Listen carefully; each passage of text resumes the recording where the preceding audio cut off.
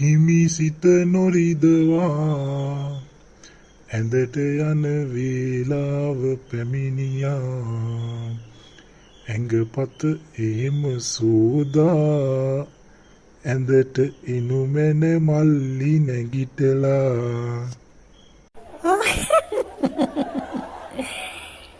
ඇඟපත සේදුවත්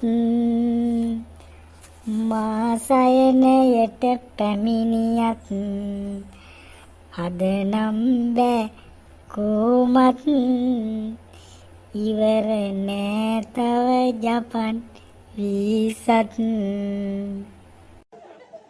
මොකක්දනේ දැන් දවස් කීයක්ද තා ඉවර නැද්ද ජපන් වීසා එක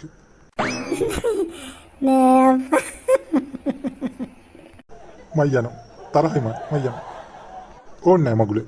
මම යනවා තරහයි